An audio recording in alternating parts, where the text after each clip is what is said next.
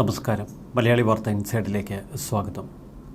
Covid മഹാമാരി തീർത്ത ഭയാനകമായ സാഹചര്യം, അതിനേക്കാൾ ഭീതിതമായ അന്തരീക്ഷമാണ് ഇപ്പോൾ ചൈനയിൽ.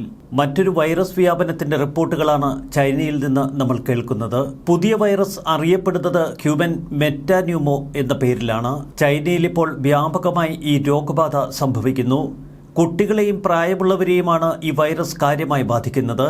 ഫ്ലൂ, ചുമ, ജലദോഷം, പനി, തുമ്മൽ എന്നിങ്ങനെ ആദ്യം ശരീരത്തിൽ കയറുന്ന വൈറസ് രോഗപ്രതിരോധ ശേഷി കുറവുള്ളവരിൽ പിന്നീട് ബ്രോങ്കൈറ്റിസ്, ന്യൂമോണിയ ആയി പടരുന്നു. ന്യൂമോണിയ അടക്കമുള്ള പല രോഗങ്ങളും കുട്ടികൾക്കിടയിൽ ഇപ്പോൾ വ്യാപകമാകുന്നു ചൈനയിൽ. എന്നാൽ ചൈനയോ ലോകാരോഗ്യ സംഘടനയോ ഇക്കാര്യത്തിൽ ഔദ്യോഗികമായി ഇതുവരെ പ്രതികരണം പുറത്തുവിട്ടിട്ടില്ല.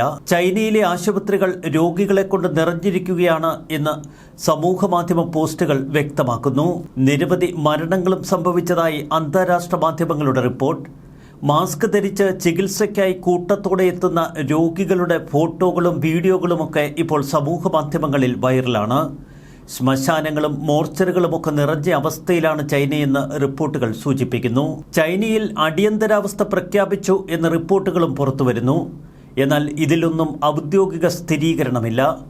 വീണ്ടും ലോകത്തെ കീഴ്പ്പെടുത്തുന്ന ഭയാനകമായ ഒരു വൈറസ് ചൈനയിൽ നിന്ന് തന്നെയാണ് പുറത്തു വരുന്നതെങ്കിൽ അത് ചൈനയെ കൂടുതൽ ഒറ്റപ്പെടുത്താൻ ഇടവരുത്തും. അതുകൊണ്ടാണ് ഈ രോഗവുമായി ബന്ധപ്പെട്ട വിഷയങ്ങളിൽ യാതൊരുവിധ പ്രതികരണവും ചൈന നടത്താത്തത്. നിലവിൽ HMPV എന്ന വൈറസിന് പ്രത്യേക ആന്റിവൈറൽ തെറാപ്പിയോ മുൻകരുതൽ വാക്സിനോ ലഭ്യമല്ല.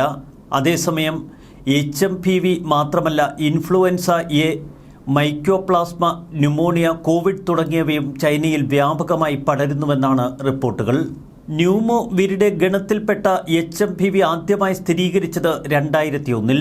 ശൈത്യകാലമായതുകൊണ്ട് രോഗം വർദ്ധിക്കുന്നുവെന്ന റിപ്പോർട്ടുകളും ഇപ്പോൾ ശക്തമാണ്. കോവിഡിന് ശേഷമുള്ള ശാരീരികാവസ്ഥയും ഏറെ പ്രധാനമാണ്.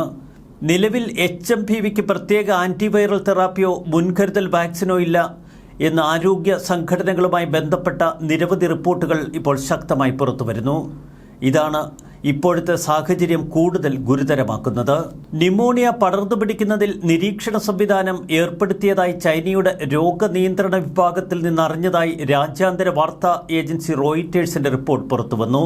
ഭീതിതമായ കോവിഡ് മഹാമാരി ലോകത്തിൽ ഭീതി വിതച്ച് 5 വർഷങ്ങൾക്ക് ശേഷമാണ് ഇപ്പോൾ പുതിയ വൈറസിന്റെ ആക്രമണം.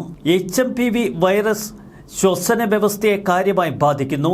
വ്യക്തിപരമായ സമ്പർക്കം നിമിത്തം രോഗബാധിതനായ വ്യക്തിയിൽ നിന്ന് മറ്റുള്ളവരിലേക്ക് ഈ രോഗം പടർന്നു പിടിക്കാനുള്ള സാധ്യതകളേറെയാണ്. ഈ രോഗവുമായി ബന്ധപ്പെട്ട സാധാരണ ലക്ഷണങ്ങൾ ഇവയാണ്: ചുമ, പനി, നാസൽ ബുദ്ധിമുട്ടുകൾ, തൊണ്ടവേദന, ശ്വാസം മുട്ടൽ. വൈറസിന്റെ ഇൻക്യുബേഷൻ കാലയളവ് 3 മുതൽ 6 ദിവസം വരെ. കാലാവധി അണുബാധയുടെ തീവ്രതയെ ആശ്രയിച്ചിരിക്കുന്നു. ലോകം തകർത്ത കോവിഡ് അണുബാധയ്ക്ക് പിന്നിൽ ചൈനയുടെ നിരുത്തരവാദപരമായ പെരുമാറ്റങ്ങളുണ്ടായിരുന്നു എന്ന റിപ്പോർട്ടുകൾ ശക്തമാണ്. അങ്ങനെയെങ്കിൽ പുതിയ വൈറസ് മറ്റെന്തെങ്കിലും പരീക്ഷണങ്ങളിൽ നിന്ന് പുറത്തുവയ്ക്ക് വന്നതാണോ? കോവിഡ് ലോകത്ത് പടർന്നു പിടിച്ച കാലഘട്ടത്തിൽ അമേരിക്കൻ പ്രസിഡന്റായിരുന്നത് ഡൊണാൾഡ് ട്രംപ്.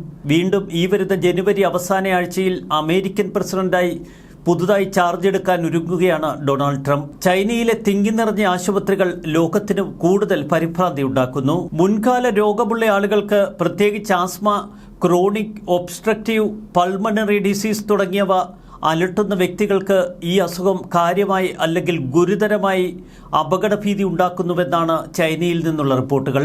ഗർഭിണികളും ഏറെ ശ്രദ്ധിക്കേണ്ടതുണ്ട് ഈ വൈറസുമായി ബന്ധപ്പെട്ട്. ഗർഭാവസ്ഥയിൽ കാര്യമായ അപകട സാധ്യതകൾ ഇതുണ്ടാക്കും. മാസം തികയാതെയുള്ള പ്രസവത്തിന് ഇത് കാരണമാകുമെന്ന റിപ്പോർട്ടുകളുണ്ട്. നവജാത ശിശുക്കളെ സംബന്ധിച്ചിടത്തോളം ഇത് ന്യൂമോണിയ ഉൾപ്പെടെയുള്ള കഠിനമായ ശ്വാസകോശ സംബന്ധമായ പ്രശ്നങ്ങൾക്ക് കാരണമാകും. നിലവിൽ ചൈനയിൽ മാത്രമേ HMPV കേസുകൾ റിപ്പോർട്ട് ചെയ്യപ്പെട്ടിട്ടുള്ളൂ. ഇന്ത്യയിലോ മറ്റു രാജ്യങ്ങളിലോ ഇത്തരം കേസുകളൊന്നും കണ്ടെത്തിയിട്ടില്ല. ചൈനയിലെ വൈറസിന്റെ തീവ്രത ഇതുവരെ ലോകത്തിന് വ്യക്തവുമല്ല. കോവിഡ് മഹാമാരിക്ക് സമാനമായ പല നിയന്ത്രണങ്ങളും ഇനി ലോകം കൈക്കൊള്ളാനിടയുണ്ട്. ഒറ്റപ്പെട്ടു നിൽക്കുക എന്നത് മാത്രമാണ് ഈ വൈറസ് മറ്റുള്ളവരിലേക്ക് പടരാതിരിക്കാനുള്ള ഏക പോംവഴി. മാസ്കിന്റെയും സാനിറ്റൈസറിന്റെയും ഒക്കെ കാലഘട്ടത്തിലേക്ക് വീണ്ടും നമ്മൾ തിരിയുകയാണോ? ന്യൂസ് ഡെസ്ക്, മലയാളി വാർത്ത ഇൻസൈഡ്.